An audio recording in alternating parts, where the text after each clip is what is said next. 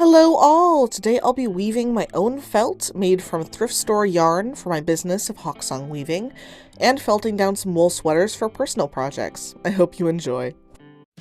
My name is Took. I'm a disabled genderqueer weaver who's had life take odd turns, but who knows that even tattered and worn yarn still has value, and that tired joints and health flares don't have to stop the journey. I weave exclusively with secondhand fibers, aided with adaptive warping, HR and OSHA cats, and a wonderful found family. Welcome to Hawksong Weaving, where all our paths are a little bit warped. A bit of an explanation on why I've developed this adaptive warping method. I have hypermobile Ehlers-Danlos syndrome, which has cascaded into postural orthostatic tachycardia syndrome. So for time's sake, know that I have joints that don't work, and if I shift positions too quickly, I get pre-syncope or pre-fainting symptoms. All of this comes with chronic pain, so for a lot of reasons, a traditional warping board doesn't work for me, along with being really expensive and taking up a lot of space in my small studio. So I use an accordion coat rack as my warping board. It's nice and neat, it contracts into a nice smaller space, and I can adjust it as I need to. And I don't need to be up and down and all around and having tachycardia, a racing heart, that stresses out my medical alert cat Penelope.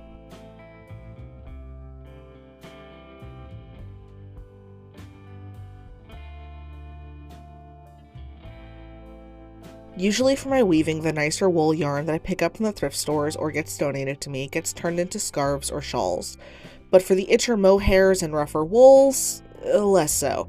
I have sensory processing issues as the result of being autistic, and if I'm not willing to model a scarf or a shawl because it's itchy, then I'm certainly not willing to weave a scarf and then sell it when it's itchy. Thankfully, I have a bunch of other projects that are a great way to use up this mohair or scratchy wool yarn, but first getting the warp on.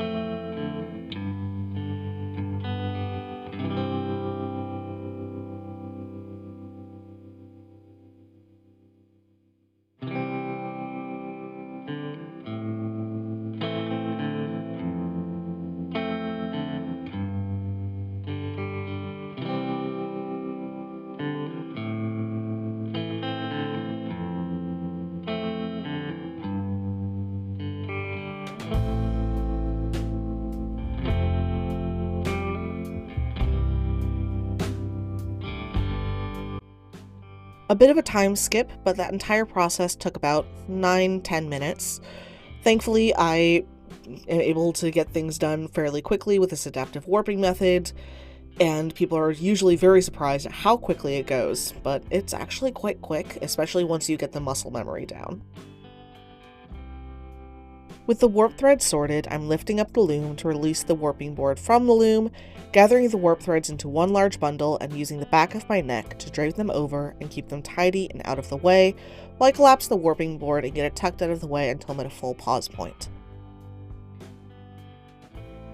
I use terry cloth towels to cushion the warp threads. This helps with the finished weaving from being tighter at the ends and looser in the middle, creating a sort of sausage profile in the weaving. That's less vital when you're going to be felting down your project, but is definitely a good habit to get into.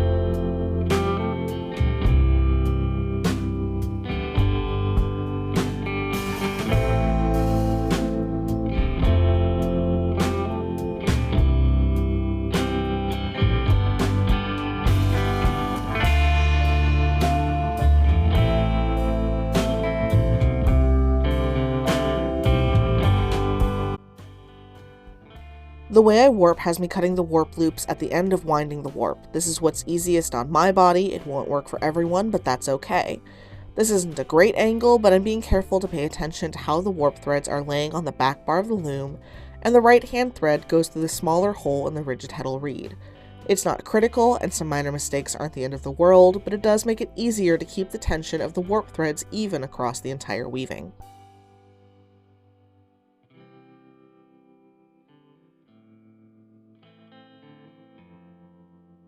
I got a comment a little while back asking me to explain why their warp was coming out on different lengths when they were weaving using this warping method, and mine does that too. It is a natural response to this particular project because it will build on itself. The warp will build on itself as it goes around the pegs, and just like stacks of paper will, get taller over time, the yarn will get taller and therefore be a little bit longer on the right-hand side as opposed to the left-hand side, depending on which direction you're warping in.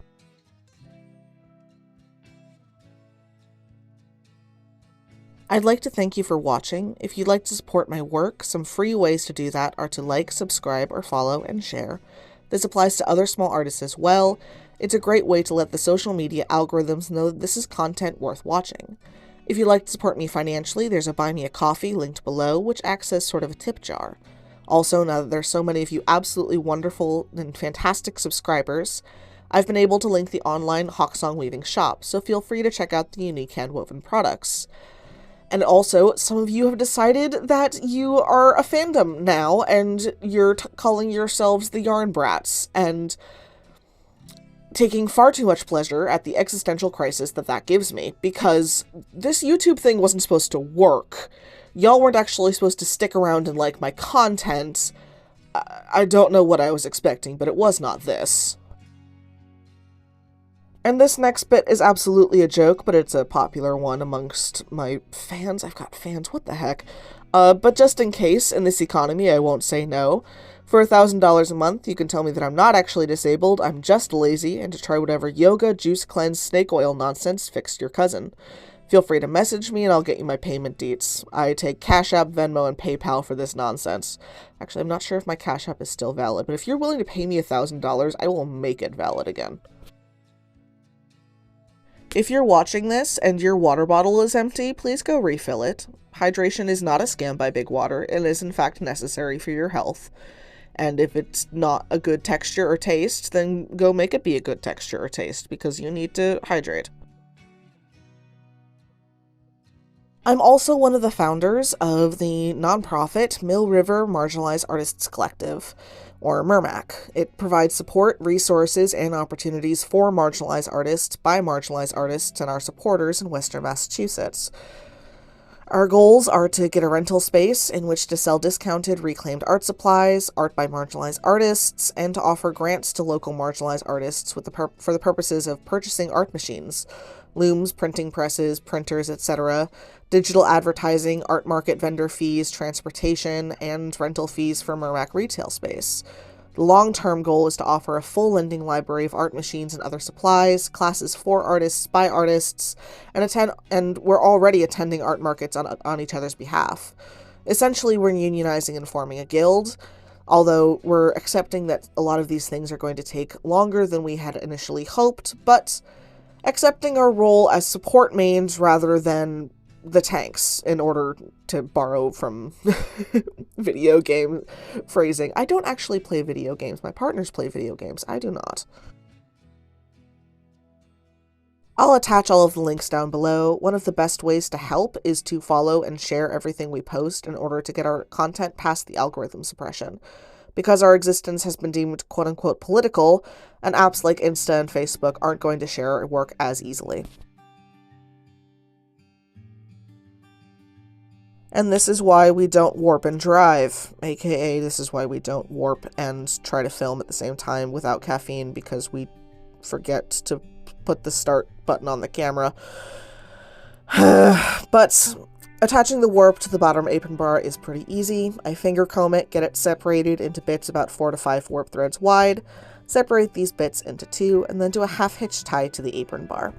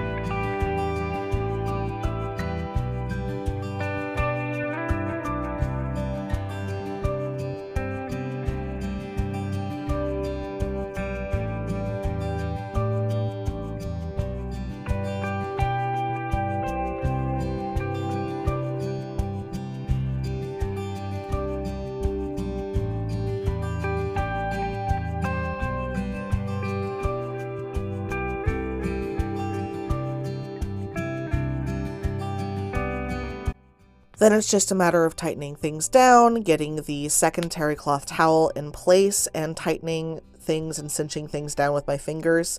If you are hypermobile and or your fingers are hypermobile, please be careful when you're doing this bit, because it's hard to see here, but I am bracing my fingers as I tighten these things, because otherwise my fingers are going to bend backwards, and that's going to be painful and not fun.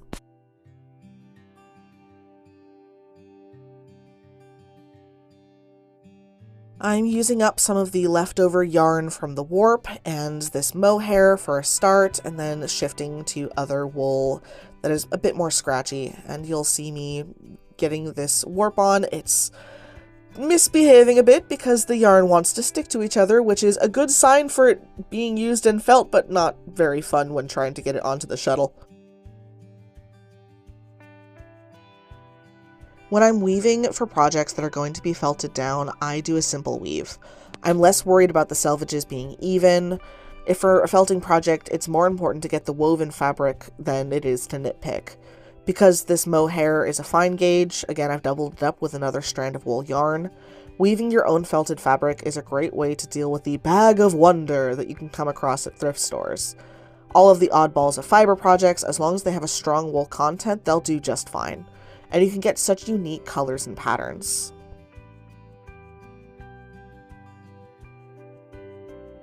Something to keep in mind when weaving with thrift store or secondhand yarn is that it picks up odors. For me, the smell of very musty wool with this particular shade of red in my carpet and the shade of red in this particular project is very triggering for tragic anime backstory reasons that I won't go into. So to help with that, I'll either light a scented candle, spray a nice scent, or keep a fan going in a direction that helps push the musty wool scent away from me while I work. I also let my partners know that I'm working with a triggering smell and to move slowly around me for a bit. And I'll breathe in through my mouth, both to help with the smell and to remind myself that there's nothing in my mouth and that I'm safe.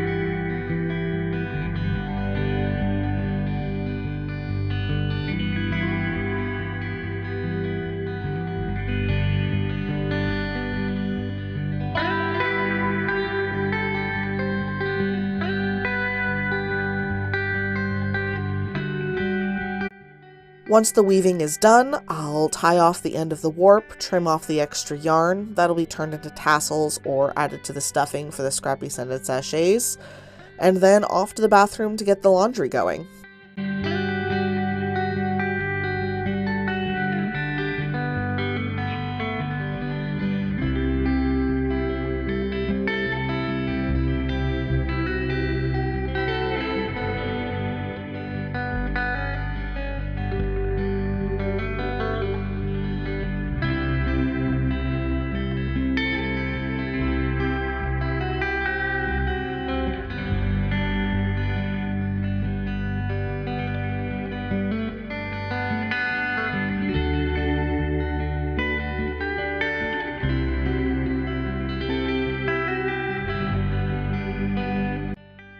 Please don't report me to the cat police. I did in fact move Hades, but he needed to be shifted and he was not listening.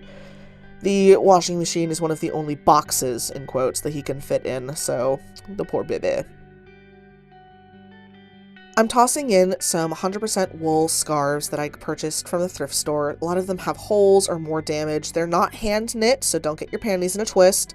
I would not be doing this with hand knit scarves, but I do want this fabric for personal projects because I'm so bad at losing I'm so bad at losing mittens and things along those lines, and my hands get cold, and if it's something I've made myself, then it's going to be more valuable to my brain, and therefore I'm not going to lose it, or at least that's the theory. I've got a couple of wool woven blanks that I'm going to be putting into this, so I'm sort of draping them around that central pillar, getting some laundry soap. I use Arm & Hammer quite a bit because I've got mast cell activation syndrome and my body has decided to be allergic to all of the cheaper detergents. I mean, this is incredibly cheap, but all the cheap liquid detergents, rather. I can't deal with a lot of perfumes, so I've also got some borax going in there as well. And letting it rip. I did 2 cycles for this because I wanted to make sure that it was actually going to felt down more effectively, and here we go. The washing machine is set to hot with 2 rinse cycles, and I just let the heat, damp, and agitation do its thing to felt down the wool.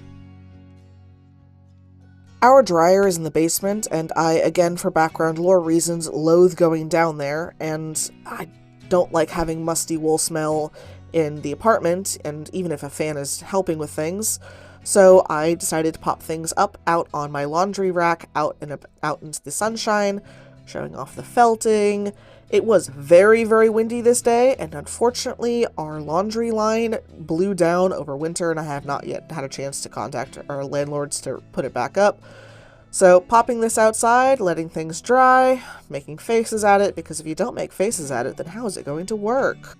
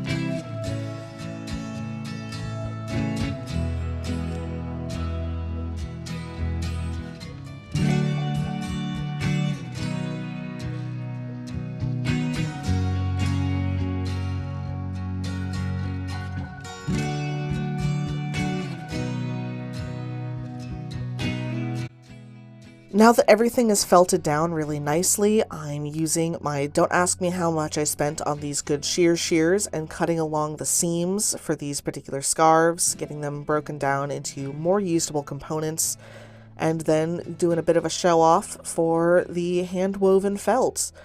And yeah, it's pretty easy to felt things down, and you get so much useful fabric out of it, and it's nice and dense, and it's not going to unravel, and it stays so warm, and it's just really nice. It's a really nice way to upcycle wool objects and wool yarn in general. Look at that. That's just lovely.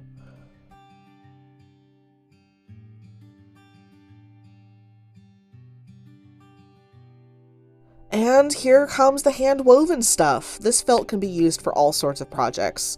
I'm likely going to be using the main bulk of it for applique accents and like pins, barrettes, Yule ornaments, but I'm also working on a series of like felt signs. I've turned these into coasters before. You can do so many absolutely neat things with hand-woven felted wool, and it's just so much fun. Thank you for coming along as I wove my own felt from the different thrift store yarns. I'm so glad for the odd turn that your path took that brought you here. Thank you for spending time with me at Hawksong Weaving, where we're all a bit warped. And I hope you have a truly excellent week. And congratulations, you're now a yarn brat just by interacting with this video.